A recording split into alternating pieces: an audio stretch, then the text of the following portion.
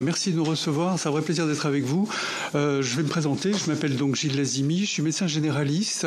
Je vais décliner tout, comme ça vous verrez mes conflits d'intérêts. Je suis membre militant associatif au collectif féministe contre le viol et SOS Femmes 93. Je suis enseignant à Sorbonne Université et puis je suis membre du Haut Conseil, je l'étais de 2013 à 2019 et à nouveau depuis 2022.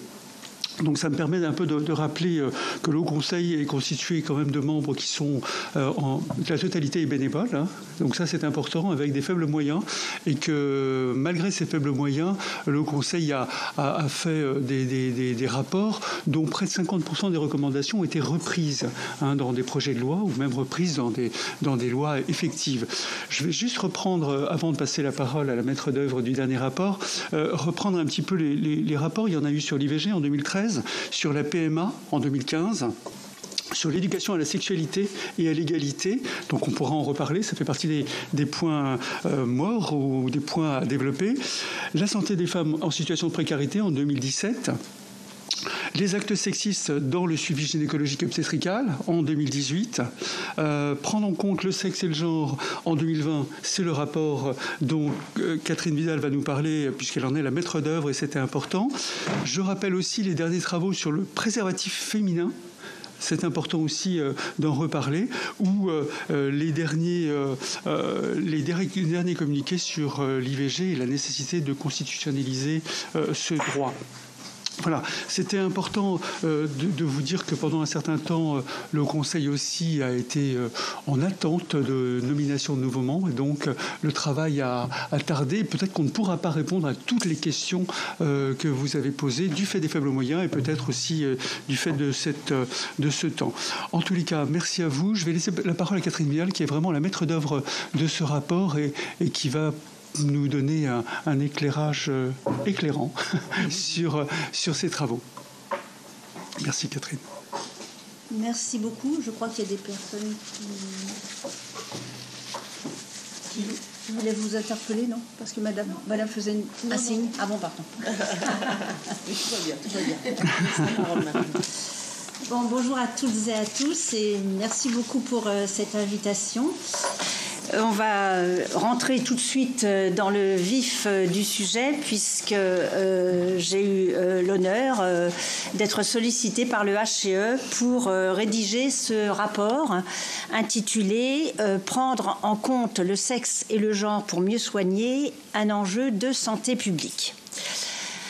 Alors, ce rapport, en fait, part d'un constat qui est celui de la persistance des inégalités sociales de santé entre les femmes et les hommes qui conduisent à des discriminations dans l'accès aux soins et la prise en charge médicale. L'importance de ces questions a conduit un certain nombre de pays, surtout pays européens du Nord et Amérique, Canada. Donc ces pays ont intégré déjà depuis pas mal de temps la thématique genre et santé dans les plans stratégiques des institutions de recherche et de médecine et dans les politiques de santé publique. Or, dans ce domaine, la France est en retard. Alors l'objectif de ce rapport est donc de montrer que la prise en compte du genre alliée à celle du sexe est source d'innovation dans la médecine, la recherche et les politiques de santé. Et j'ajouterais que ce rapport a une spécificité, à savoir qu'il repose sur une approche scientifique au niveau international. C'est-à-dire que nos sources sont toutes extrêmement robustes. Ce sont des sources qui viennent d'articles de recherche publiés dans des revues internationales, donc avec des comités de lecture. Les enquêtes épidémiologiques que nous citons sont elles aussi validées quant à la taille de l'échantillon et les tests statistiques. Et les publications en question sont récentes, elles datent de moins de 10 ans. Donc ces points sont extrêmement importants pour comprendre l'évolution des connaissances dans ce domaine. Alors première notion très importante, il faut faire la distinction entre différences et inégalités dans la santé. Les différences de santé sont liées au sexe biologique, aux caractéristiques qui sont propres aux mâles et aux femelles, au niveau des gènes, des cellules, des organes, des hormones, etc. Mais quant aux inégalités, Celle-ci relève de facteurs sociaux, culturels et économiques dans lesquels le genre joue un rôle prépondérant. Il y a en particulier les représentations sociales qui sont liées au genre féminin et masculin qui vont influencer à la fois les attitudes des patients et les attitudes des soignants. La précarité économique qui touche, comme vous le savez, particulièrement les femmes, et aussi les violences et agressions sexuelles dont elles sont les premières victimes. Et donc, c'est l'interaction complexe de tous ces facteurs, biologiques, environnement social liés au genre, qui est donc source d'inégalité de santé entre les femmes et les hommes, et hélas, source aussi de discrimination dans l'accès aux soins et la prise en charge médicale. Donc voilà, tout ça c'est déjà bien posé. On va maintenant voir quelques exemples. La durée de vie, on connaît bien le sujet. Les femmes vivent en moyenne plus longtemps que les hommes. Il y a l'espérance de vie à la naissance. L'écart est d'environ 6 ans. 79,3 pour les garçons, 85,4 pour les filles. Mais ce qu'il est important de considérer, c'est l'espérance de vie en bonne santé, c'est-à-dire sans aucune limitation ou incapacité majeure. Et à ce moment-là, l'écart se réduit. Il est seulement de 1 an et demi. 64,4% pour les hommes et 65,9% pour les femmes. Donc les femmes vivent plus longtemps, certes, mais elles passent plus d'années qu'eux en mauvaise santé. Alors comprendre pourquoi n'est pas une mince affaire. Il y a d'une part probablement le rôle de diagnostic tardif de certaines pathologies et à nouveau les notions qui relèvent de la précarité économique avec renoncement aux soins et mauvaise hygiène de vie. Autre exemple emblématique, les maladies cardiovasculaires qui sont la première cause de mortalité chez les femmes. Le cancer du sein n'est qu'à la 8e ou 10e place selon les enquêtes. Or, les femmes développent plus tard que les hommes des maladies cardiovasculaires, environ 10 ans plus tard. Alors, on peut se poser évidemment la question pourquoi. Donc, on a longtemps favorisé l'hypothèse hormonale, à savoir que les hormones, les estrogènes, ont effectivement un rôle vasoprotecteur par rapport à le dépôt de plaques dans les artères. Et l'idée étant qu'à la ménopause, la baisse des estrogènes rendrait les femmes plus vulnérables. C'est un sujet compliqué parce que quand on fait un traitement hormonal substitutif, celui-ci s'accompagne de risques importants d'AVC. Et autre point, depuis 15 ans, l'incidence de l'infarctus a augmenté de 25% chez les femmes de moins de 50 ans. Donc cela signifie que le rôle attribué aux estrogènes n'est pas suffisant par rapport à d'autres facteurs de risque liés en particulier au mode de vie. Et cela nous ouvre de nouvelles pistes de recherche. Et parmi ces pistes de recherche, il y a tous les travaux qui montrent qu'il existe dans les pratiques, hélas, un biais dans les diagnostics et l'accès aux soins. L'infarctus du myocarde en particulier est sous-diagnostiqué parce que considéré à tort comme une maladie uniquement masculine d'hommes stressés au travail dans la cinquantaine. Dans la réalité pratique, et ça ce n'est pas anecdotique, cela a été constaté dans de nombreux pays, pour des mêmes symptômes d'oppression dans la poitrine, ceux des femmes ont 3 fois plus de chances d'être attribués à des raisons émotionnelles plutôt qu'à des troubles cardiaques. On note aussi un retard de prise en charge des femmes par rapport aux hommes à l'arrivée aux urgences en cas de suspicion d'infarctus. Et il y a aussi le fait que les femmes minimisent les symptômes et appellent plus tardivement les urgences. Ces différents points concernent de nombreux pays. On n'est pas simplement dans des cas français. Donc cela illustre à quel point les normes sociales et les stéréotypes liés au genre vont influer à la fois les attitudes des médecins et des malades. Autre point, l'autisme qui touche 3 hommes pour une femme. On ne connaît pas l'origine de la différence de prévalence entre les sexes, mais ce qu'on sait, c'est très documenté, qu'il y a un retard au diagnostic chez les filles. Des enquêtes portant sur des milliers d'enfants montrent que, ici aux États-Unis, 37% des garçons étaient détectés en bas âge contre seulement 18% des filles.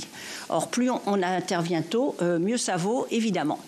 Et il y a aussi donc le rôle des normes sociales liées au genre, à savoir qu'un jeune enfant qui présente des comportements de retrait sur soi, avec un défaut d'interaction sociale, chez une fille, on va qualifier ses attitudes de timidité ou de réserve, alors que chez un garçon, on va s'inquiéter en se disant il y a peut-être un trouble de la communication. Donc les symptômes sont plus discrets chez les filles et donc plus difficiles à détecter par l'entourage et le corps médical et les enseignants. Autre point très illustratif également, très important, la dépression, qui touche partout dans le monde, 2 fois plus les femmes que les hommes.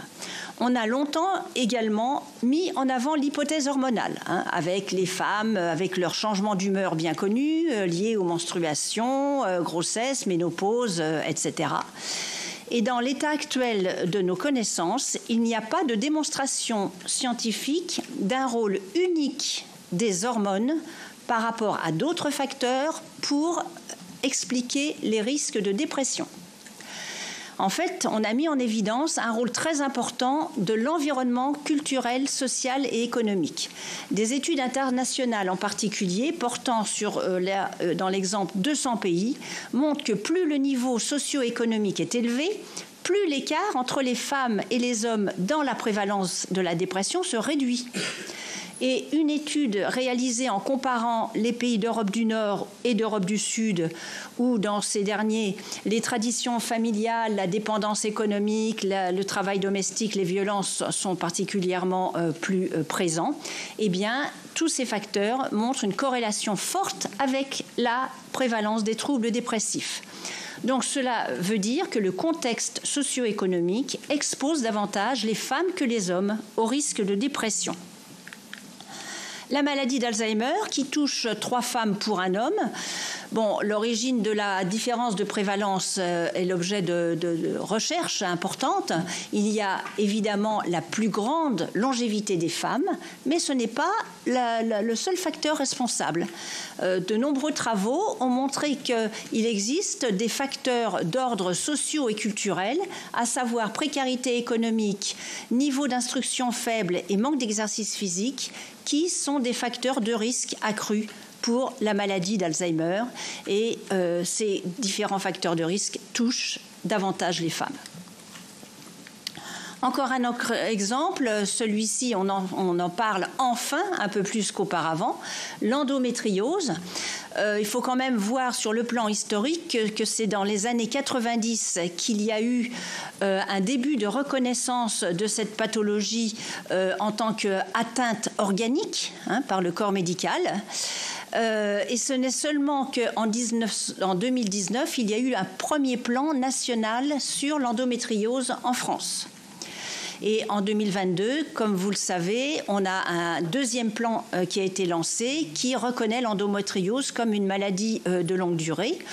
Et on notera aussi que ce n'est qu'en 2020 qu'on a intégré l'endométriose au programme du 2e cycle des études médicales. Vous voyez le temps de latence qu'il a fallu pour reconnaître cette maladie. Et en plus, c'est une des premières causes d'arrêt de travail pour les femmes en France. Donc, on l'explique évidemment par une longue histoire qui vient du XVIIIe siècle, avec le tabou des règles, les femmes considérées avec leur sexe toujours faible, les femmes toujours souffreteuses avec leurs problèmes gynécologiques et autres. Et la plainte des femmes face à ces questions d'endométriose n'a pas été, pendant trop longtemps, elle a été complètement occultée. Et parmi les recommandations du HCE, j'en parle d'ores et déjà parce qu'on est en plein dans le sujet, il est vraiment important, en particulier, d'abord de soutenir la recherche sur cette pathologie qu'on comprend très mal, mais aussi organiser des formations auprès des médecins du travail, puisque il y a la réalité de les arrêts de travail qui sont majoritairement beaucoup liés à ça, et aussi il faut former les infirmières scolaires qui, elles, ont affaire aux jeunes filles. Et comme on le sait, tout le secteur médecine du travail et médecine scolaire est extrêmement déficient depuis pas mal de temps. Il faut vraiment faire un effort dans ce domaine-là. L'ostéoporose, ça c'est aussi un sujet dont on ne parle pas assez. Les fractures liées à l'ostéoporose touchent une femme sur 3 et un homme sur 5. Bon, et les conséquences, ça veut dire des handicaps avec des coûts extrêmement importants. Donc, un tiers des fractures ostéoporotiques de la hanche concernent les hommes. Or, hélas, l'ostéoporose est trop souvent considérée comme une maladie de femmes ménopausées et il y a un vrai sous-diagnostic des hommes vis-à-vis de l'ostéoporose. Mais de toute façon, les femmes ne sont pas non plus suffisamment suivies en ce qui concerne et traitées pour l'ostéoporose. On peut évoquer rapidement un sujet qui a longtemps fait débat. Heureusement, tout va de mieux en mieux dans ce domaine-là. La participation des femmes et des hommes dans les essais cliniques. En fait, tout part des années 50-60 avec aux États-Unis l'essor de l'industrie pharmaceutique où les essais cliniques ont commencé à être de plus en plus nombreux et très développés. Et hélas, ces essais cliniques ont été émaillés par 2 énormes scandales, la thalidomide et le Distilbène, avec les malformations des fœtus et des cancers pour les enfants. Et en conséquence, donc en 1977, la FDA, l'agence du médicament américaine, et le NIH, ont décidé d'exclure les femmes en âge de procréer des essais cliniques de phase 1 et 2. Et c'est seulement en 1993 que le Congrès américain a fini par voter une loi qui oblige d'inclure les femmes dans les essais cliniques et aussi les personnes de minorité ethnique. Et enfin, cette action importante de la part du Congrès a été possible parce qu'il y a eu une dénonciation par les milieux féministes américains, dans le domaine de la santé en particulier, qui montrait que les femmes étaient sous-représentées dans les essais cliniques. Et quelque part, la situation, elle pouvait aussi s'expliquer, parce que le risque d'infarctus avant 70 ans était très faible et systématiquement dans les essais cliniques, il est très rare d'inclure des patientes âgées à cause des problèmes de comorbidité. Et depuis une quinzaine d'années, dorénavant, après cette réalité de prise en charge des femmes dans les essais cliniques, il y a une évolution très favorable du pourcentage des femmes. Et par exemple, en ce qui concerne le cancer du poumon, où elles étaient quasiment indemnes de cancer du poumon auparavant, l'inclusion des femmes dans les essais cliniques est passée de 33% en 90 à 48% en 2012. Et quand on regarde tous les chiffres qui rassemblent dans le registre international des essais cliniques, qui est tenu par l'OMS et le NIH, où tous les essais cliniques doivent être obligatoirement déclarés dans ce registre international. Et quand on regarde les chiffres d'inclusion des femmes entre 2008 et 2018, toutes pathologies confondues, on voit que l'inclusion des femmes est en moyenne supérieure ou égale à 50%. Alors cela peut varier selon les années. En fait, ça varie en fonction du type de pathologie qui est la plus étudiée à un moment donné. S'il y a des pistes de nouveaux médicaments contre le cancer de la prostate, il y aura plus d'hommes dans l'ensemble des essais cliniques, c'est bien clair. Donc, il faut vraiment réaliser qu'on n'est plus dans les situations antérieures de sous-représentation des femmes. Alors, le sujet, donc c'est un sujet évidemment que vous connaissez très bien, hein, les problèmes de la précarité des femmes, la précarité économique par rapport à l'accès aux soins et à la prise en charge médicale. J'irai rapidement, vous connaissez le sujet, hein, 70% des travailleurs pauvres sont des femmes, un tiers des familles monoparentales, c'est souvent les femmes, vivent sous le seuil de la pauvreté. Donc cela entraîne un renoncement aux soins, une mauvaise hygiène de vie avec, hélas, une alimentation déséquilibrée, consommation d'alcool, tabac, sédentarité, qui vont contribuer à une dégradation de la santé physique et mentale, avec en particulier des gros problèmes d'obésité, diabète, maladies cardiovasculaires, dépression, etc. Autre point qui n'est pas suffisamment abordé, les risques professionnels et la pénibilité au travail. Les cancers d'origine professionnelle sont souvent sous-évalués chez les femmes. C'est en particulier le cancer du poumon qui fait l'objet de très peu d'études. On notera aussi que, en ce qui concerne les agents cancérogènes dans le secteur du nettoyage, dont on a souvent parlé, mais en l'occurrence, on n'a pas d'études épidémiologiques suffisamment solides pour documenter ces questions-là. Une étude de l'INSERM a montré qu'il y avait une augmentation de 26% du cancer du sein en cas de travail de nuit. Et bien sûr, il faut vraiment former les entreprises à ces questions-là. C'est extrêmement fondamental. On sait aussi que les troubles musculo-squelettiques sont plus fréquents chez les femmes à cause justement de types d'activités, hein, avec des métiers où il y a des postures répétitives, inconfortables, telles que à nouveau le nettoyage, l'aide à la personne, etc. Les risques psychosociaux qui sont plus fréquents également chez les femmes à cause des postes peu qualifiés, horaires atypiques, parcours professionnel en rupture, etc. Et une étude récente a montré que le risque de basculement d'un mal-être d'ordre psychosocial vers un trouble avéré de la santé mentale va concerner 26% des femmes et 19% des hommes. Je reviens donc sur ces notions donc de pénibilité aussi au travail. Donc, un point important est de réaliser que les critères de reconnaissance des maladies professionnelles sont majoritairement fondés sur le travail masculin. Et donc, il est très difficile pour les femmes de le faire reconnaître. La charge domestique et familiale, avec la double journée de travail, évidemment, joue un rôle particulier sur la santé physique et mentale. Et les violences, on ne parle pas suffisamment des conséquences. On parle des violences beaucoup, évidemment, pour la prévention et pour la prise en charge des femmes qui en sont victimes.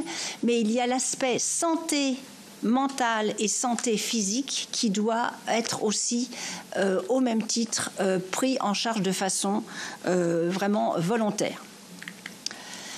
Donc, les conclusions de ce rapport est que justement cette notion cette dimension du genre, hein, qui n'était pas forcément très acquise auparavant, hein, cette dimension du genre alliée à celle du sexe, a donc des retombées majeures en termes de connaissances scientifiques, de prise en charge médicale et de traitement, de prévention et d'optimisation des coûts de santé.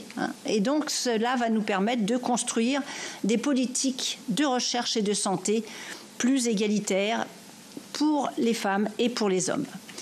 Et donc nous avons, en conclusion de ce rapport, il y a 40 recommandations, avec 4 recommandations phares. Intégrer la thématique genre et santé dans la formation aux professions médicales et paramédicales. Formation initiale des étudiants, qui est encore très peu développée. Formation continue des professionnels de santé, et tout cela doit aussi inclure une formation du dépistage systématique des violences. Il serait bon également de créer une nouvelle institution publique de recherche et de médecine sur la thématique genre et santé, qui permettrait de réaliser quelque chose qui est toujours difficile à mettre en œuvre, à savoir une approche pluridisciplinaire sur ces questions-là, qui permettrait donc d'associer les recherches cliniques biomédicales avec les recherches en sciences sociales et en santé publique. Il faut évidemment garantir l'accès aux soins pour les femmes précaires et favoriser aussi la parité dans l'accès aux postes de responsabilité dans les professions de santé et de recherche. Merci beaucoup pour votre attention. Bien.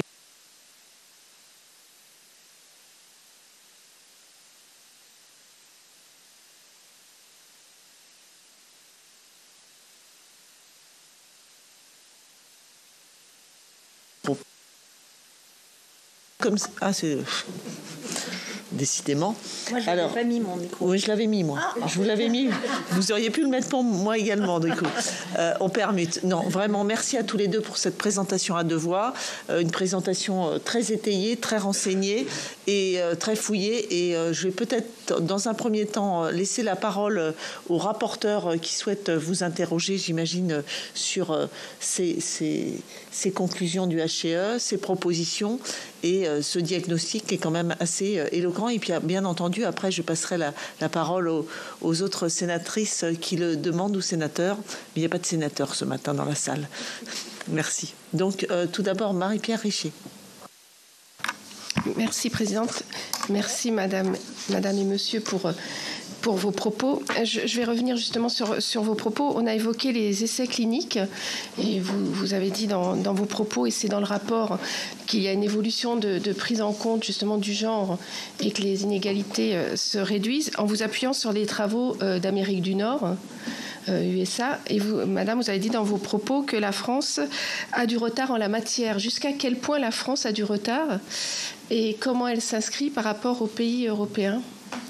Ensuite, j'avais noté dans l'une de vos recommandations, et puis vous l'avez dit tout à l'heure, qu'il y ait une prise en compte de bout en bout de certaines maladies des femmes. Et j'ai lu dans la presse récemment que l'Institut Curie d'oncologie espère être retenu dans le cadre du programme d'investissement d'avenir afin d'inventer la médecine de demain pour une nouvelle structure entièrement dédiée au cancer des femmes.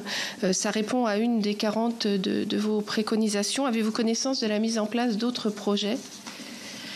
Et puis, après, c'est tout. J'ai que 3 questions. Votre rapport s'inscrit dans la lignée, si j'ai bien lu, de ceux de 2017 et 2018. Et dans le rapport, vous parlez d'une clause de revoyure au bout de 2 ans. Nous sommes au bout de 2 ans. Qu'en est-il et avez-vous d'autres travaux en perspective? Merci. Je préfère répondre à chaud.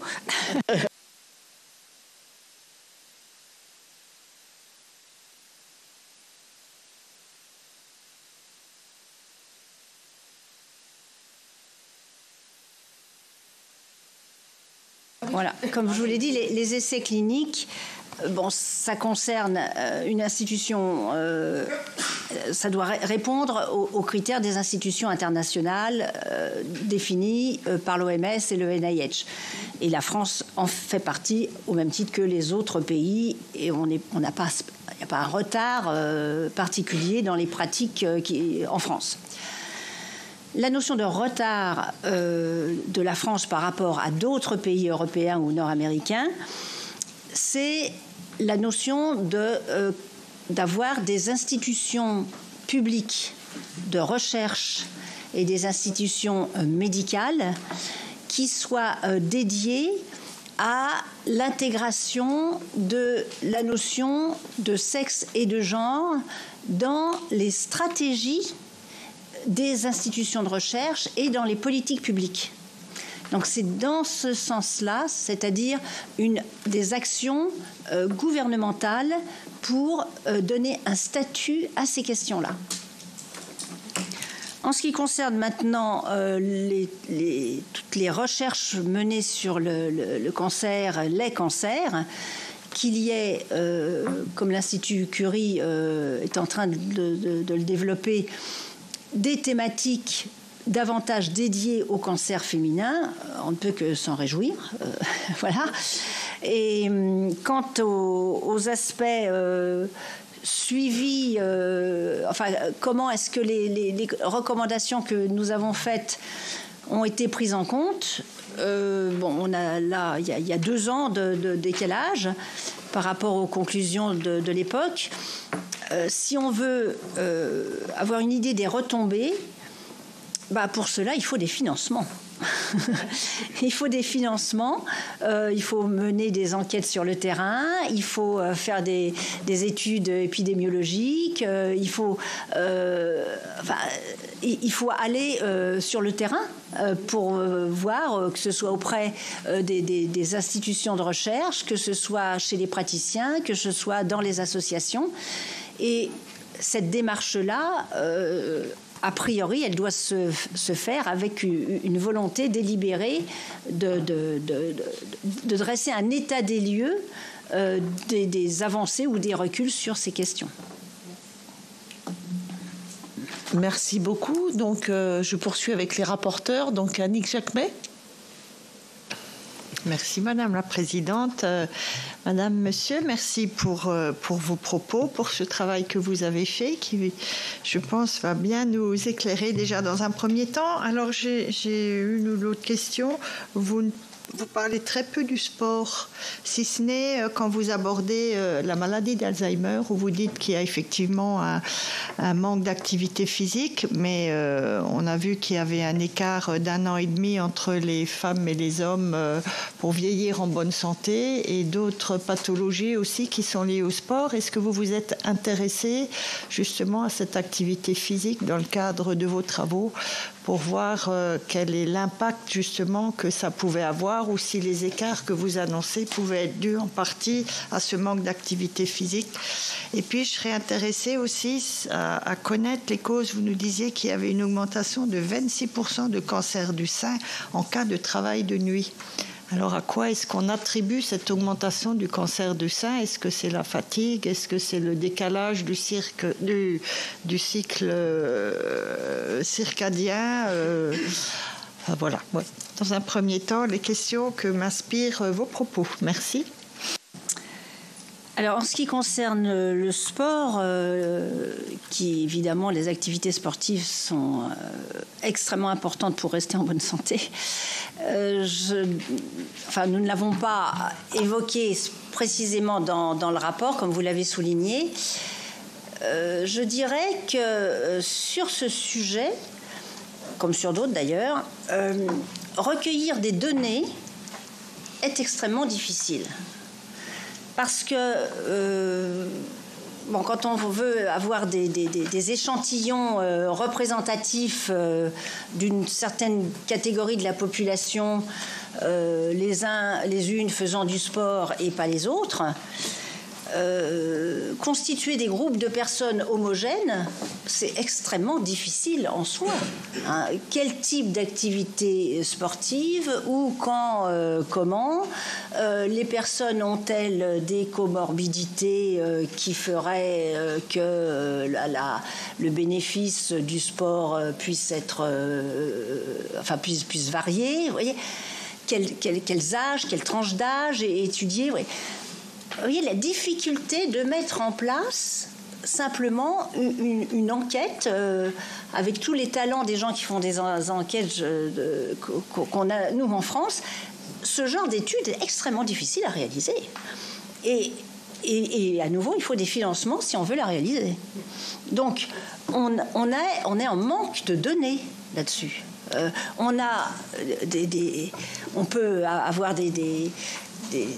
espérer que des campagnes permettront de plus mobiliser les gens sur ces questions-là, mais vous voyez, mesurer et regarder l'impact des campagnes d'information, tout ça c'est très très difficile par l'immense hétérogénéité du sujet. En ce qui concerne l'augmentation du cancer du sein en cas de travail de nuit, ça, il vaut mieux vous adresser à l'Institut Curie et aux auteurs de ces études qui certainement, ils ont fait une étude justement qui a permis d'obtenir des chiffres avec des méthodes rigoureuses, mais quant à savoir les raisons de cette augmentation qui est constatée, c'est certainement, comme on dit, multifactoriel. Quand on dit multifactoriel, on ne se cache pas devant une ignorance, c'est que c'est vraiment multifactoriel et qu'arriver à démêler les différents facteurs, c'est quelque chose en soi extrêmement difficile. Sur l'activité des jeunes filles ou des femmes dans le sport, on n'a effectivement pas d'études scientifiques, mais on a quand même des études sociologiques qui montrent que les stéréotypes jouent un maximum et que quand on analyse l'occupation des cours d'école et les différents sports qui sont réalisés par les petites filles et par les petits garçons, on n'a quand même pas la même chose. La valorisation du sport chez les femmes, c'est quand même récent, hein, et je crois que là, manifestement, quand on revoit en plus les trois cadres qui ont été présentés par les stéréotypes, les violences et la précarité, on comprend que là, on a un travail à faire pour améliorer la santé des femmes, et le sport en est un.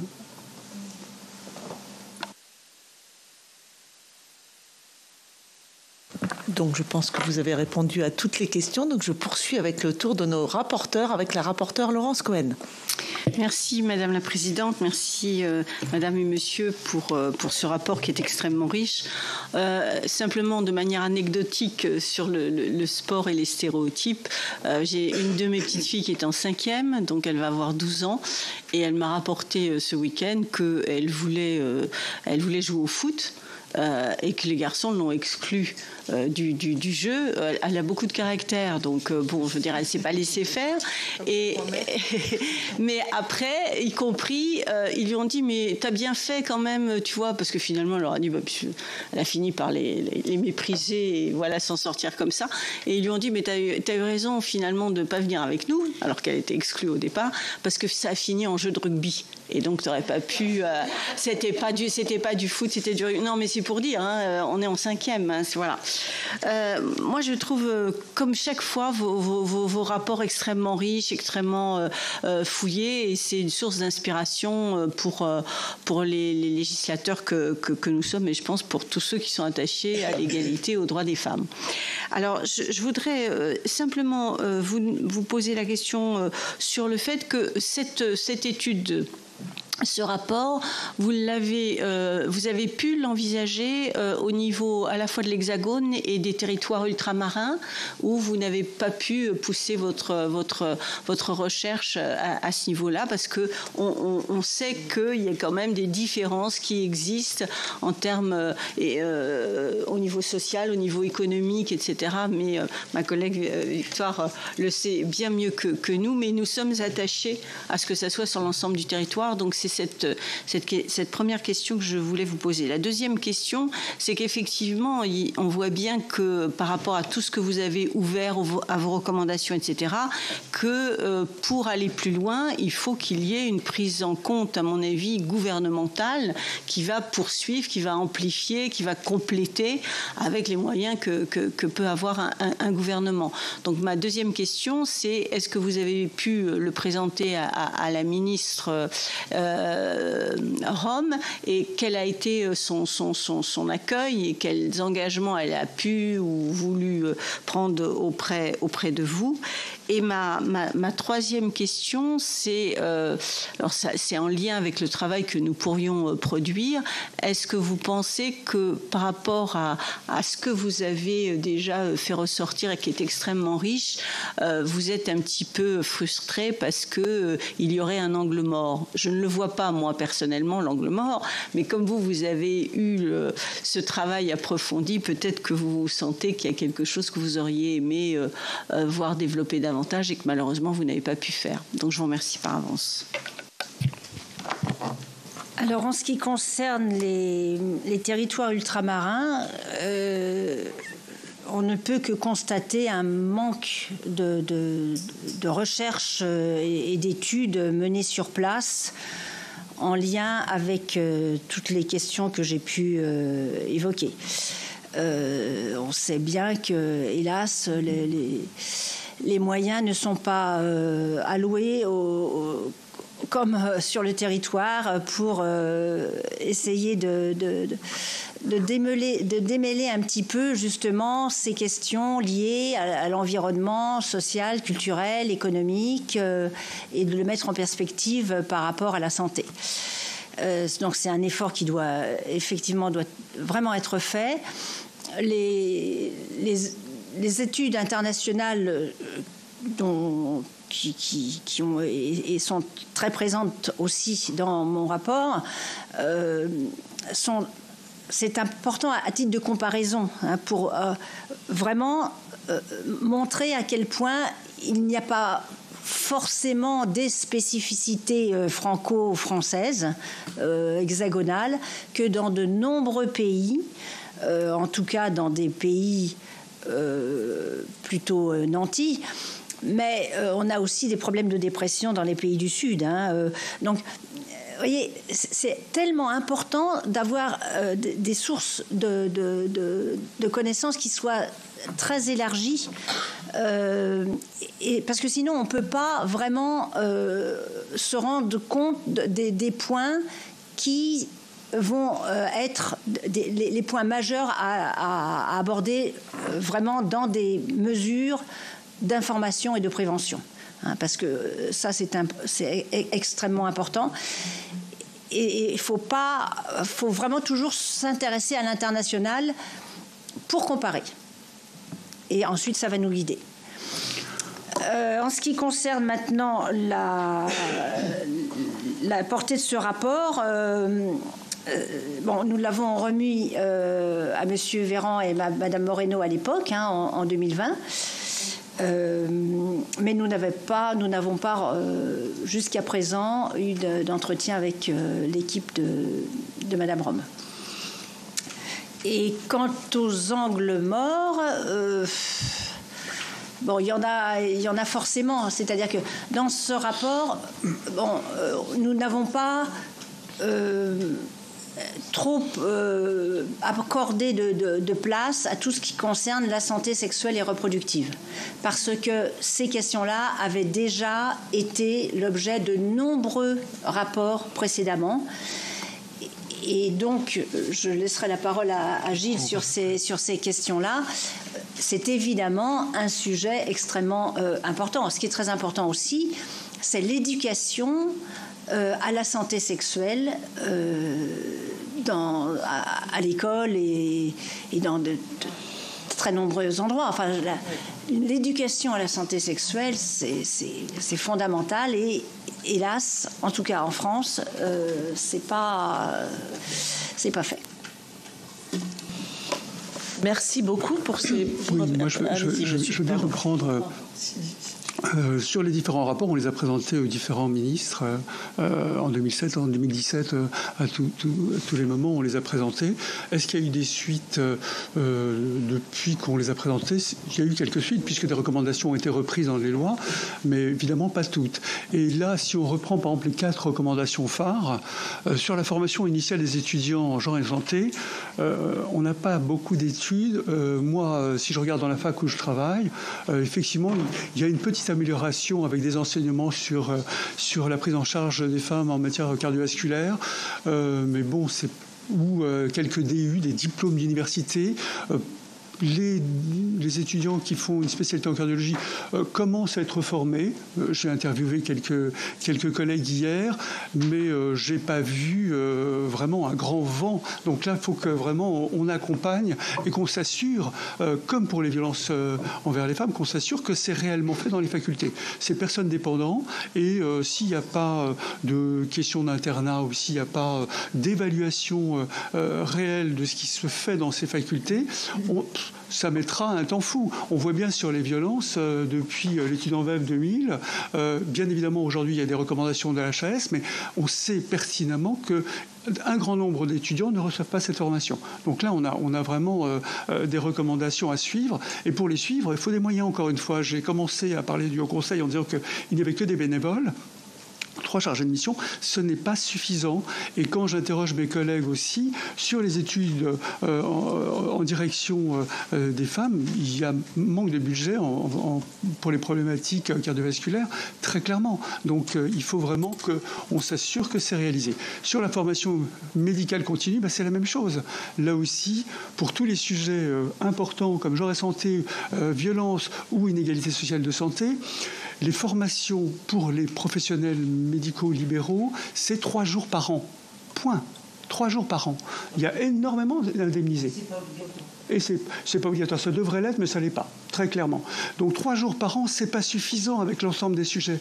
Donc là aussi, soit on veut améliorer l'accompagnement, la prise en charge des familles victimes de violences, lutter contre les inégalités sociales de santé, montrer aux médecins à quel point on est pétri de stéréotypes. Quand j'interroge mes collègues, je leur dis « Est-ce que tu as l'impression que tu soignes de la même façon les femmes et les hommes ?» On me regarde, évidemment. Eh ben non, dans les faits, c'est pas vrai.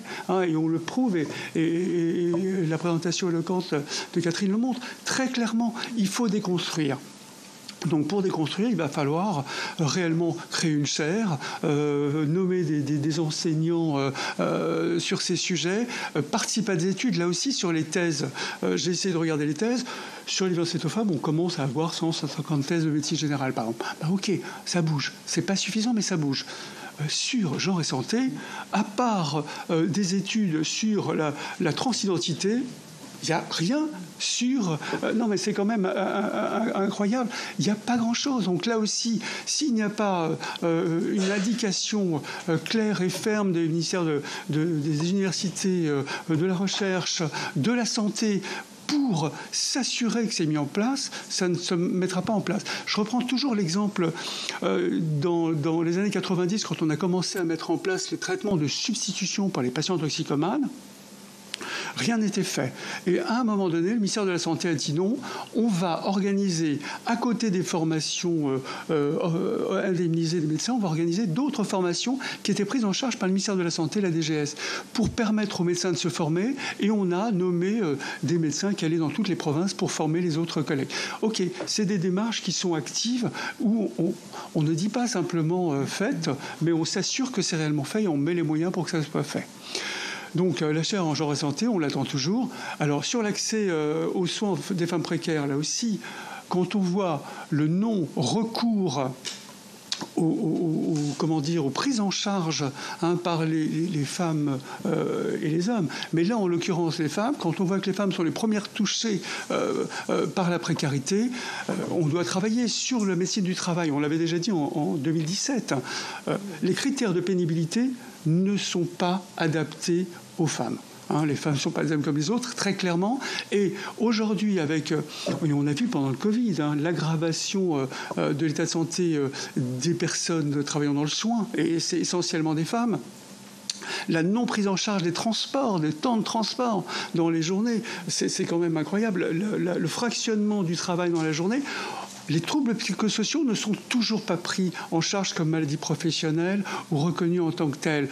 Là aussi, la pénibilité et les critères doivent être revus. C'est pas fait. Ça fait 2017-2002, on est 5 ans après, on n'y est toujours pas. Et alors, quand à parler de la parité ou de la rémunération, vous savez qu'on n'y est pas encore. Donc là aussi, s'il n'y a pas de position volontariste et puis de pénalité, très clairement, financière, envers toutes les institutions ou les associations ou les entreprises pour qu'il y ait égalité de salaire, on n'y arrivera pas. Et sur la lutte contre les stéréotypes, je suis un peu long, je m'excuse.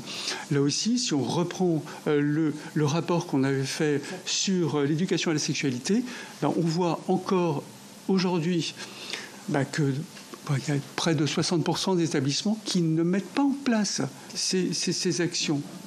Donc si on veut que ça bouge, il faut que ça bouge et que ça bouge dès le début et très tôt.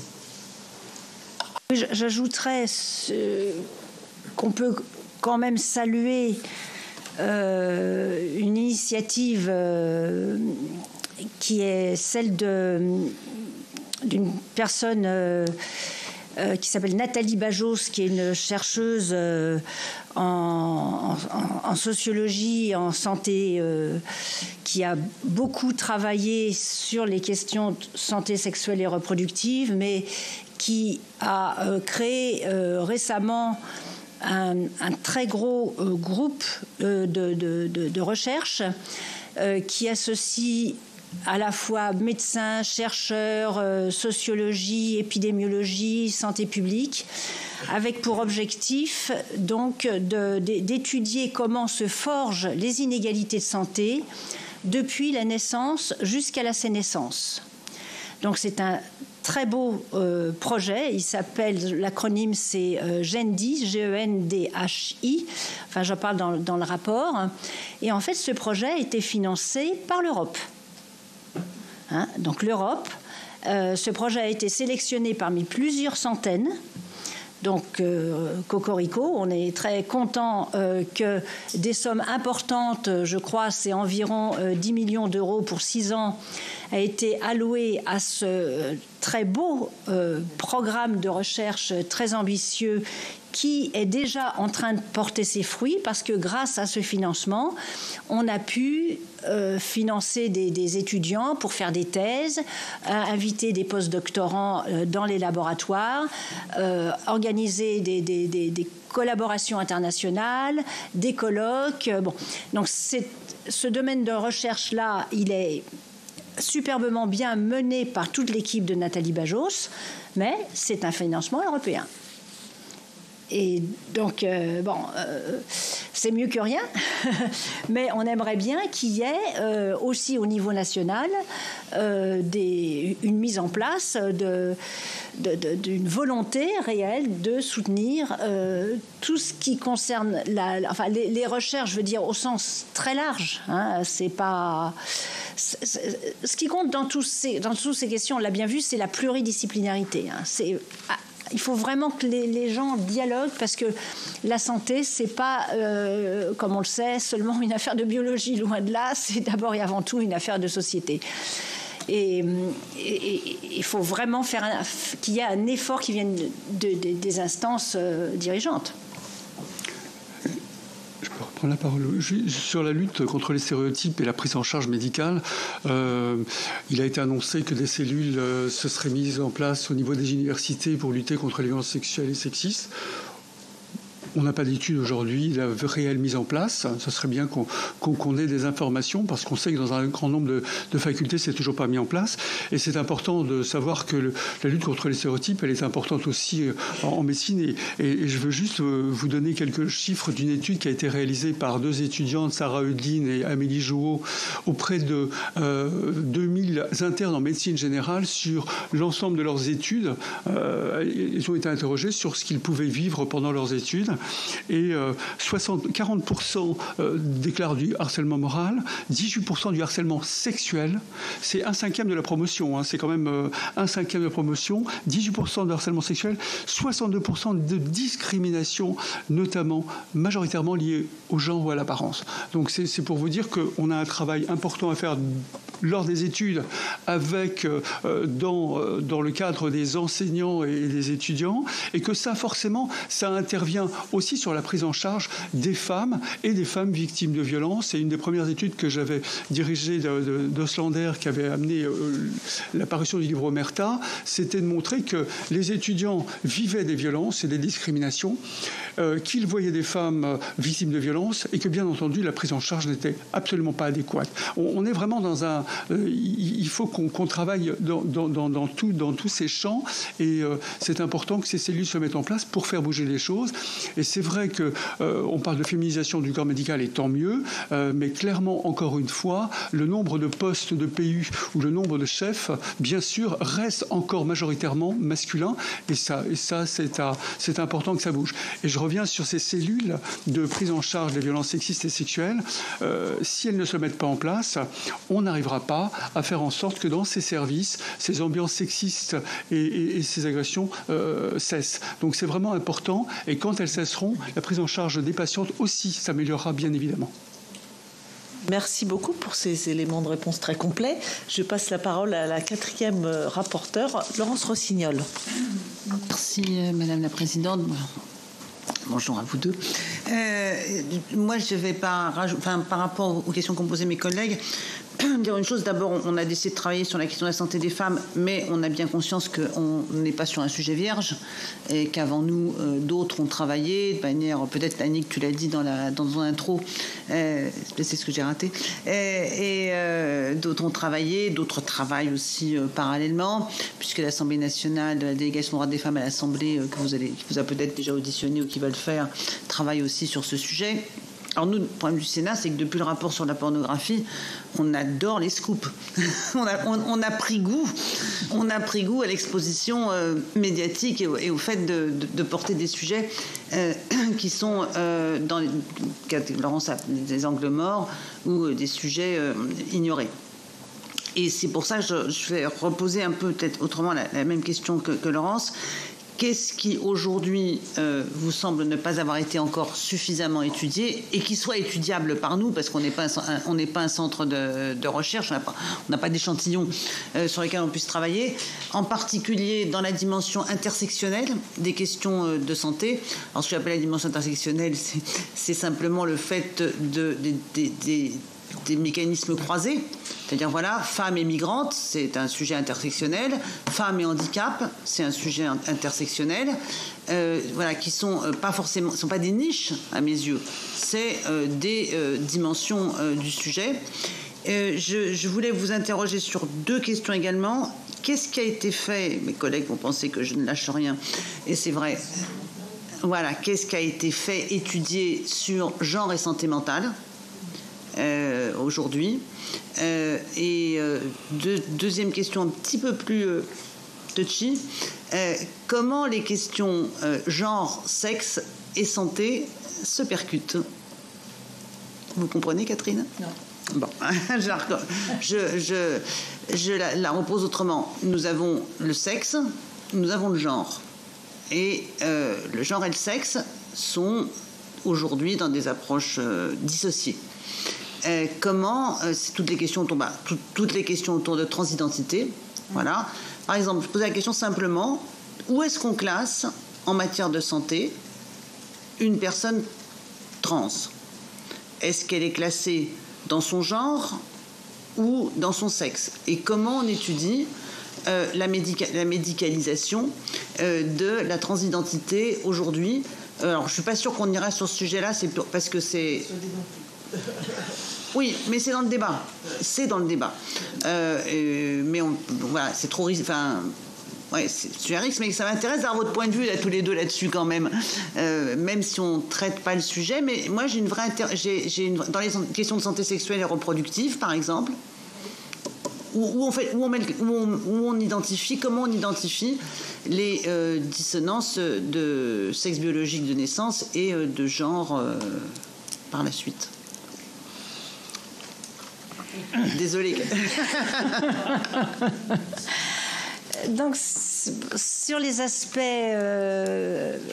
intersectionnels, à savoir essayer d'élargir la compréhension de certaines des problèmes de santé, donc dans un cadre non seulement biologique, mais social, culturel, économique, avec des données qui permettent aussi de mesurer de façon plus précise justement ces aspects liés à l'appartenance ethnique, aussi les questions liées au handicap. C'est-à-dire qu'il faut qu'on arrive à mener des études épidémiologiques, des enquêtes sur le terrain qui puissent intégrer tous ces différents paramètres pour enrichir nos connaissances. C'est ce qu'essaye de faire le groupe de Nathalie Bajos, avec justement un rôle extrêmement important des enquêtes démographiques, économiques, qui vont sociologiques, qui vont être alliées aux données médicales et aux données de recherche biomédicale. La clé, elle est là. C'est une approche pluridisciplinaire. Et pour avoir cette approche pluridisciplinaire, eh bien, il faut s'en donner les moyens, donc il faut que les projets soient financés. Les questionnements sont là, hein, sur le plan intellectuel, pour essayer de mieux comprendre et faire avancer les choses. On passe rien sous silence, mais encore faut-il avoir les moyens de réaliser tous ces travaux. Bon, la notion aussi de santé mentale, bon, on sait à quel point la psychiatrie est dans une triste situation. La santé mentale, bon, moi en tant que neurobiologiste, j'ai aussi une petite idée de ce que c'est. C'est un peu ce que j'évoquais précédemment, c'est la difficulté de mener des études avec des critères qui permettent d'avoir des données suffisamment robustes, avec à nouveau cette notion d'échantillon homogène. Vous voyez, quand on fait des études, il faut un échantillon sur lequel on va travailler, et il faut un échantillon témoin de personnes qui permettront la comparaison. Et puis aussi, il faut faire un suivi dans le temps, parce que la santé mentale, c'est quelque chose qui évolue, enfin les autres questions aussi. Enfin bon, non, vous voyez, mettre en œuvre des études de cet ordre, ça demande d'énormes moyens. Alors, j'ai évoqué la question de la dépression. Bon, certes, la dépression, ça aussi, c'est quelque chose d'extrêmement hétérogène. Et c'est grâce, je dirais, à des coopérations, à des études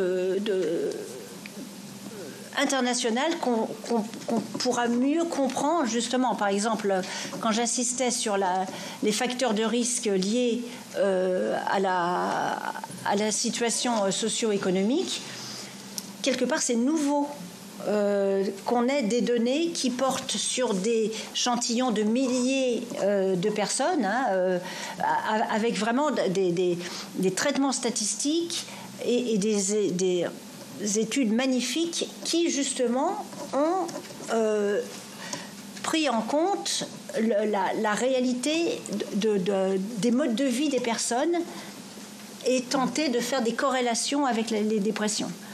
Donc, si on prend que la santé mentale, que la dépression dans la santé mentale, déjà c'est extrêmement difficile de sortir de quelque chose de solide.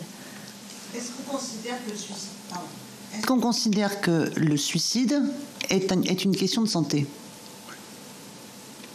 Je pense que oui. Enfin, oui. D'accord. Par exemple, en matière de suicide, est-ce qu'il y a des analyses genrées sur le suicide ? Oui. Alors, aux États-Unis, en particulier, hein, au Canada aussi, il y a des études souvent très contradictoires, parce que on aurait parfois tendance à associer dépression majeure. Bon, mais il y a aussi des cas de schizophrénie, des cas bipolaires, qui peuvent être associés ensuite à des comportements suicidaires. Mais le suicide, ce n'est pas uniquement, enfin là aussi c'est très hétérogène, hein, ce n'est pas uniquement lié à une pathologie mentale. Et il faut faire très attention à ne pas assimiler les deux. Et bon, ça c'est les spécialistes, hein, qui débattent depuis pas mal de temps de ces questions-là. Parce que justement, on a de plus en plus de données maintenant. Quand on a peu de données, on a tendance à avoir des raisonnements un petit peu réducteurs, si je dis un petit peu simples. Si nos connaissances s'enrichissent, ça devient plus complexe. Et là, les nuances peuvent se faire et on progresse dans nos connaissances. C'est des sujets de toute façon extrêmement compliqués. Alors, en ce qui concerne maintenant les aspects des personnes avec les notions de sexe, de genre et de transidentité, je reviens toujours à ce que je disais tout à l'heure. On n'a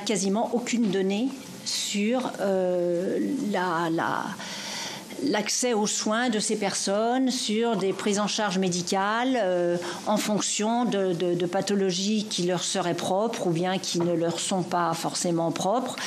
On a très très peu de données, et y compris au niveau international. Donc c'est quelque chose qui est à nouveau, parce que ces personnes, c'est des populations extrêmement diverses. Donc, recueillir des données solides, c'est difficile. Et je pense qu'il nous faudra du temps pour sortir quelque chose de tout ça, c'est en train de bouger. Et bien sûr, bon, moi, je fais partie d'un groupe international qui s'appelle Neurogenderings, qui s'intéresse à tout ce qui les recherches en neurosciences, y compris en santé mentale, en lien avec le sexe et le genre, et on commence évidemment à s'intéresser à ces questions de transidentité pour essayer justement de favoriser des recherches dans ce domaine-là en donnant des bourses des doctorats pour des étudiants. Il faut alimenter nos connaissances sur ces questions-là. Et pour l'instant, ça reste très ponctuel. Oui. Alors, je ne répondrai pas à toutes les questions. Juste une remarque sur femmes migrantes et violences. On avait fait des études qui montraient très clairement que les femmes migrantes subissaient plus de violences au pays, subissaient plus de violences sur le trajet, et encore plus de violences en France, avec des agresseurs supplémentaires qui étaient les hébergeants. Bon. Donc il y a des études sur la précarité, là aussi, hein, on a plein d'études qui montrent que la santé des femmes migrantes est beaucoup moins bonne, et que les programmes de prévention, encore une fois, s'adressent ou ont un bénéfice plus important chez les personnes qui en ont le moins besoin que sur les personnes qui ont le plus besoin, parce que ces campagnes de prévention ne s'adressent pas à ces femmes avec les bons outils, les bons moyens, et là on a des problèmes toujours cette fameuse égalité, on fait la même chose pour tout le monde. Non, il ne faut pas faire la même chose pour tout le monde, encore une fois, il faut de l'équité, il faut faire plus pour ceux qui en ont plus besoin. Et en l'occurrence, quand on regarde le suivi des femmes en termes de prévention du cancer du col, de vaccination ou de mammographie, on s'aperçoit que les femmes migrantes ont un moins grand nombre de dépistages. Et quand on regarde même leurs enfants, on s'aperçoit qu'ils ont aussi, ces enfants, ces filles, ont un moins grand nombre de dépistages que des personnes qui sont françaises depuis bien plus longtemps. Sur la santé mentale, à travers l'étude qui a été montrée par Catherine, et bien sûr, il y aurait encore beaucoup d'autres études à faire. Il y a des déterminants de santé. Les déterminants de santé sont sont très nombreux. Alors, la santé ou l'action des médecins, c'est une chose, mais l'action de la société, c'est encore plus. Et on sait pertinemment que quand on a un travail, quand on a un logement, quand on a de l'électricité, par exemple, ou quand on a tous ces éléments-là, ça améliore considérablement la santé des personnes. Et là, si on se réfère aux travaux qui avaient été réalisés par le Haut Conseil, encore une fois, sur les femmes et sur les métiers du soin, on voit sur tous les métiers qui, par exemple, qui ont persisté pendant le confinement du Covid, on voit que leur état de santé s'est aggravé. Donc là aussi, on a des choses à faire en plus. Et puis, voilà, non, je ne répondrai pas à l'autre question. Merci beaucoup. On n'a pas le temps parce que je voudrais parler d'un autre problème après. On a d'autres demandes d'intervention, donc je vais passer la parole à Marie-Pierre Monnier. Et ensuite, Victoire Jasmin. Merci, Madame la Présidente. Merci pour cet exposé. C'est vraiment très, très intéressant. Moi, j'aurais 3 petites questions. Alors, d'abord, vous avez parlé de diagnostic tardif. Dans votre PowerPoint, vous avez surtout mis l'accent de certaines pathologies sur l'autisme, les maladies cardiovasculaires, et puis il y avait autre chose, dépression. Est-ce qu'il y a d'autres maladies pour lesquelles ce diagnostic est tardif, et voilà, est-ce que vous avez travaillé dessus et comment vous l'expliquez? Vous avez parlé là dans vos recommandations de favoriser la parité dans l'accès aux postes de responsabilité. Vous, monsieur, vous avez dit d'une grande féminisation du métier. Moi, est-ce que vous avez des chiffres, c'est-à-dire combien de femmes qui sont médecins? Parce qu'après, je pourrais vous les envoyer, d'accord? Parce que c'était dans un rapport du Haut Conseil où on avait noté le nombre de chefs de clinique, le nombre de PH et ensuite le nombre de chefs de service. On pourra vous le redire. Voilà. Donc vous parlez là du plafond de verre, en fait, de l'accès aux postes de responsabilité. Et dans la prise en charge des femmes, moi, il me semble aussi que les médecins généralistes se féminisent. Donc il me semble que justement, on devrait arriver à pallier. Alors, la féminisation ne suffit pas. Il faut aussi qu'il y ait une formation. On ne sait faire que ce qu'on nous a appris. Et si on ne l'apprend pas, on est aussi dans ce cadre-là. OK. Et après, parmi toutes les recommandations, là on est en plein PLF, alors c'est un peu spécifique, c'est-à-dire que tout ce qui est de l'ordre du réglementaire ne peut pas être repris dans le PLF, mais est-ce qu'il y a des recommandations importantes qui n'ont pas encore été reprises, puisque vous avez dit que 50% avaient été tout à l'heure, je ne sais pas si c'était à propos de ce rapport, voilà, qui pourrait être porté dans le PLF. Merci. En ce qui concerne les diagnostics tardifs, comme je l'ai évoqué, en fait, ça s'explique d'une part par tous les stéréotypes et les représentations sociales de ce que représente précisément une maladie féminine par rapport à une maladie masculine.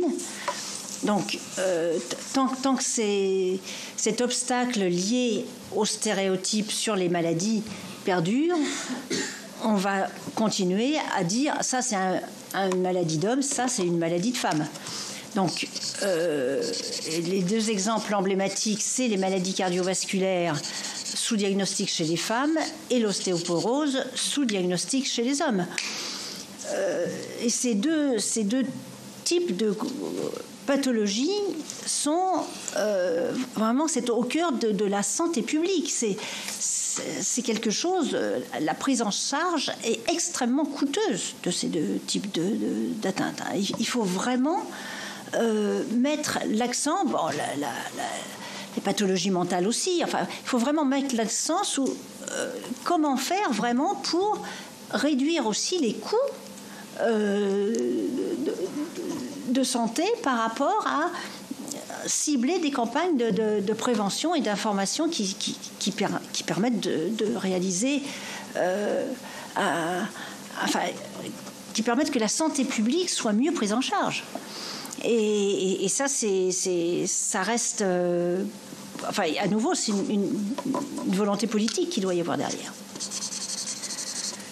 Et l'autre, oui, ça, c'est ça. Oui, c'est bon. Très bien. Donc, je vais prendre la question de Victoire Jasmin.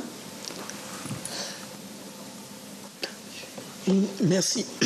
Merci beaucoup, Madame la Présidente, et merci. Bon, j'ai entendu les réponses que vous avez données aux collègues, donc je n'ai pas grand-chose à ajouter, sauf que nous avons, la Présidente et moi-même, rencontré il y a environ 1 mois et demi des femmes d'une association de la police nationale.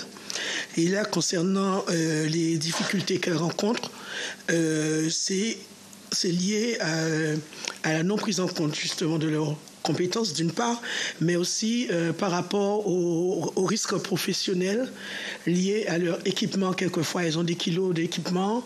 Et là, vous avez parlé de posture dans le milieu médical, paramédical. Et aussi par rapport à la durée de certaines tâches qu'elles ont à faire. Par exemple, on fait la planque, par exemple, pour un homme, c'est facile. Pour une femme qui a ses règles, qui souffre d'endométriose, qui doit se changer. Donc, elles nous ont expliqué un petit peu les difficultés qu'elles avaient dans la prise en compte de certaines particularités de leur métier. Et en matière de promotion, le problème se pose également. Concernant, je remercie Laurence Coren pour la partie qui concerne les Outre-mer. C'est vrai que les budgets ne vous permettent pas non plus trop de vous déplacer. C'est dommage. Mais et concernant l'activité physique et sportive, alors il y a l'activité physique, on en a parlé récemment dans le PLFSS, mais pour la pratique volontaire l'activité sportive. Nous avons fait en 2018, je crois, un rapport sur le football, la pratique du football par les femmes. Et nous avons vu qu'il y avait de très grandes disparités dans la prise en compte des femmes.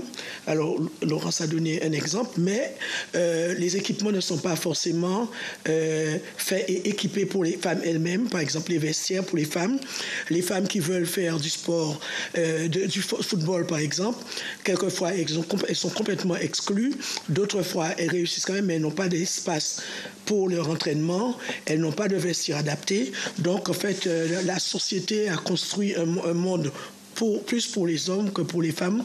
Donc il y en a qui réussissent à quand même réussir dans ce domaine-là, mais c'est compliqué. C'est très compliqué et dans certaines recommandations de notre rapport, et nous avons un certain nombre d'éléments qui peuvent étayer ces arguments. Voilà. Et la dernière chose, concernant les femmes qui sont en précarité, alors le lien avec les dépressions, alors l'alimentation pourrait aussi contribuer. J'ai eu l'occasion de lire, alors bon, j'oublie quel document c'était, mais que des femmes qui avaient un appauvrissement de la qualité de leur alimentation et qui étaient obligées quelquefois pour être traitées et bien prises en compte par rapport aux pathologies mentales, d'avoir des probiotiques pour compenser. Alors je ne sais pas ce que ça vaut comme étude, hein, parce que j'avais lu ça comme ça dans un journal, pardon. J'oublie de quoi il s'agissait exactement, mais je ne sais pas si il y a un lien avec l'alimentation, je ne sais pas. Voilà, merci. Bon, rapidement, ce que vous soulignez sur la réalité de la pénibilité au travail des femmes dans la police, il faudrait voir qu'est-ce qui se fait concrètement. Vous soulignez l'absence de prise en compte. C'est ce dont on parlait aussi par rapport aux maladies professionnelles et la notion de reconnaissance de maladies professionnelles. Ça, c'est vraiment un domaine où il faut vraiment faire un gros effort. Sur les aspects activités sportives aussi. Enfin, ce qui est intéressant, c'est que dans nos discussions, c'est tellement flagrant que la santé, c'est une question de société.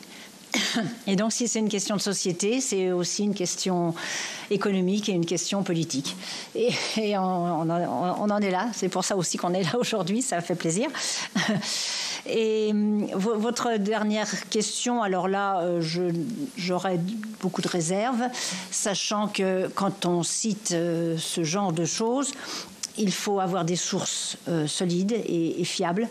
Et donc, tant qu'on n'a pas ces sources-là, on ne peut pas se prononcer.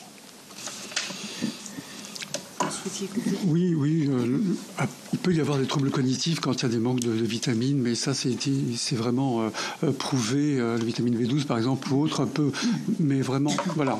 Il y a des études très précises sur des maladies particulières, mais je ne rentrerai pas dans le cadre des probiotiques parce que moi, j'ai absolument aucune étude là-dessus. Je ne serai pas compétent. Je voulais, parce que le temps avance, je pense qu'on a quelques minutes, c'est tout. Oui, je voulais faire un autre point qui est proche. Déjà vous dire que la commission santé du Haut Conseil, excusez déjà aussi Emmanuelle Piat, qui n'a pas pu être présente, ça c'est important. Rappelez que nos champs d'activité, là, c'est l'évaluation des centres régionaux de prise en charge du psychotrauma. Et on attend toujours d'un département ultramarin qu'ils prennent contact avec nous pour nous dire ce qu'ils font, par exemple. Donc là aussi, l'absence de réponse nous peine. Deux, on va essayer de faire un état des lieux de la recherche sur la contraception masculine. Et là, clairement, il n'y a pas grand-chose qui est fait, il n'y a pas grand-chose qui avance, et on se demande pourquoi. Évidemment. On se demande pourquoi. C'est comme sur les problèmes de prise en charge de la douleur des règles. Je ne sais plus qui disait, si les hommes avaient des règles, le problème serait réglé depuis longtemps. Je pense que c'est vrai.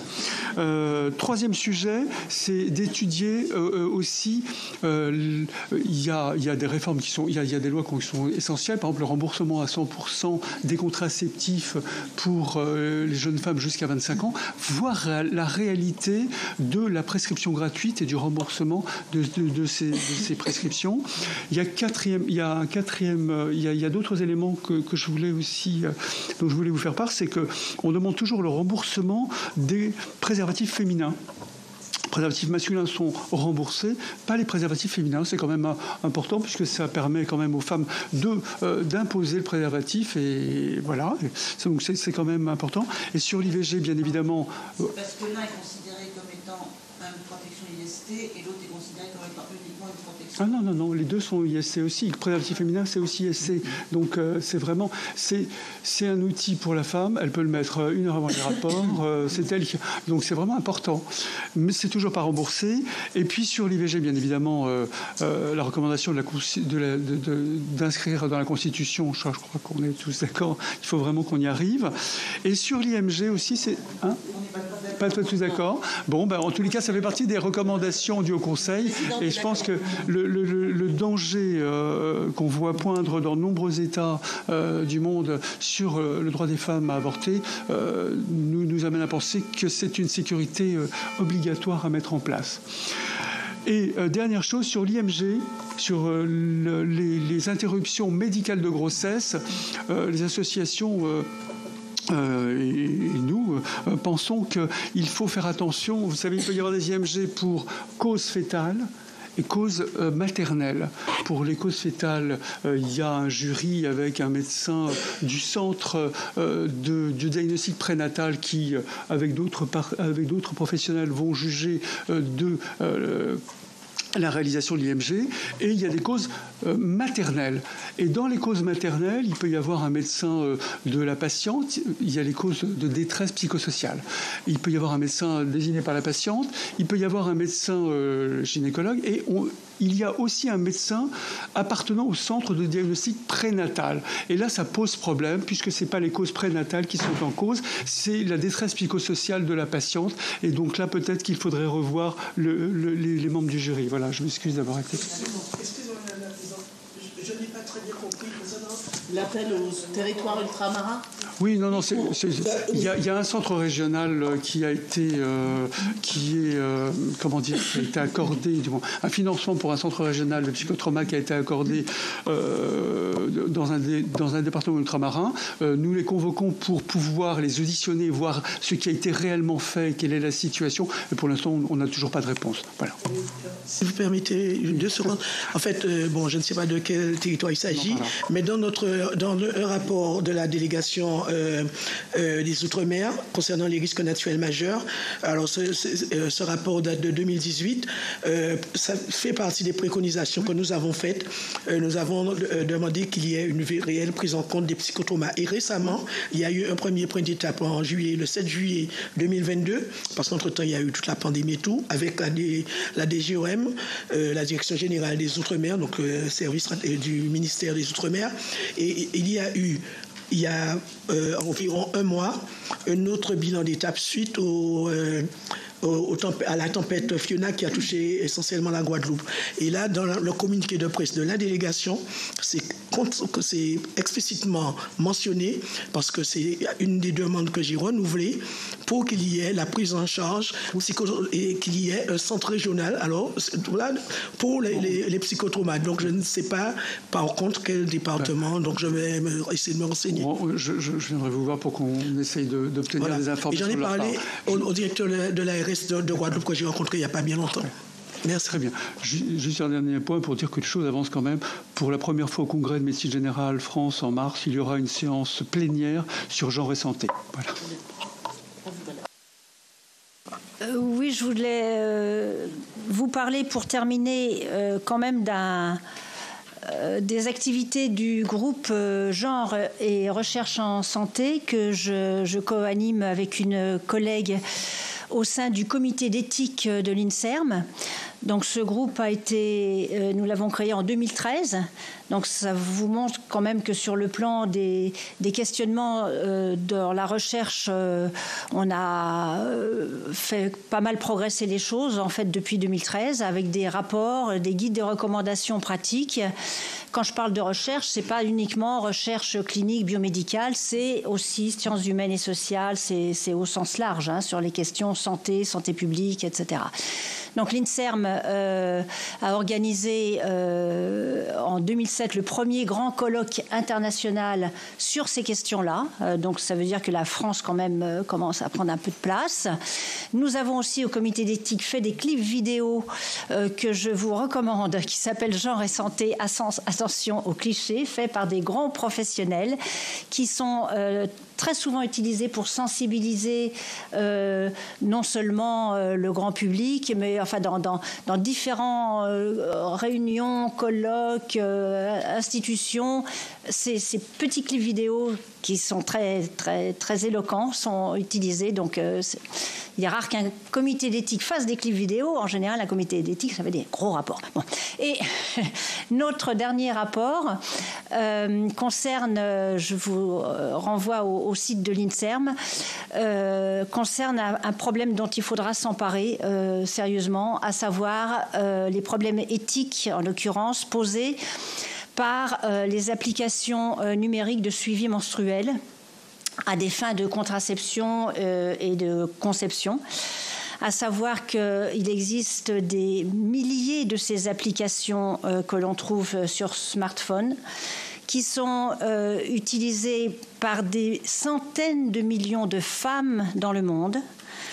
Ces applications sont le fait de sociétés privées qui utilisent en fait la méthode Ogino numérique pour prédire les dates d'ovulation et les périodes de fertilité des femmes. Donc on est vraiment face à un gros problème, à savoir qu'il n'y a aucune fiabilité dans les prédictions qui sont données par ces applications, et qu'il y a aussi un énorme problème qui est celui de la protection des données qui sont renseignées sur ces applications numériques. Donc il y a deux sujets extrêmement importants, et comme ça concerne des millions de femmes partout dans le monde, y compris dans les pays du Sud, je crois qu'il faudra un jour s'emparer de cette question justement au niveau le plus haut. Merci pour votre attention. Merci Madame, Monsieur pour ces interventions au titre du HCE. Forcément, elles vont éclairer les 4 co-rapporteurs qui vous ont interrogé ce matin sur la détermination du sujet santé des femmes qui souhaitent être pris à bras-le-corps au cours de cette session. On n'a pas identifié totalement d'angle mort ou de niche, mais peut-être qu'il y a quand même des sujets qui méritent qu'on s'y attelle. J'ai repéré notamment santé des femmes et travail. Je crois qu'il y a un sujet très très important qui apparaissait en filigrane. J'ai aussi, à travers cela, ça fera forcément écho à santé des femmes, famille monoparentale. Je crois que c'est aussi travail, famille. Et dans le travail, on voit organisation du temps personnel, du temps professionnel, du temps de trajet, comme vous l'avez évoqué. L'accès aux soins, qui était un sujet que nous avions également abordé dans Femmes et Ruralité, avec ce déficit de gynécologie médicale et donc cette absence de prévention, de traitement d'information également. Les inégalités socio-économiques sont revenues souvent dans vos propos liminaires, avec l'impact que ça peut avoir, et donc à travers ces inégalités économiques, ça fait écho aussi à santé des femmes et travail, évidemment, et organisation famille monoparentale. Donc on voit tout ça s'articule un petit peu. Et puis plusieurs fois, vous avez mentionné la santé mentale, la dépression. et le fait que ça touchait, je crois me souvenir, 3 fois plus de femmes que... 2 fois. 2 fois, pardon. Oh là, n'exagérons pas non plus, mais je ne suis pas du Sud, donc je suis de l'Ouest, donc normalement je n'ai pas cette tendance à l'exagération. Donc la dépression touchait 2 fois plus de femmes.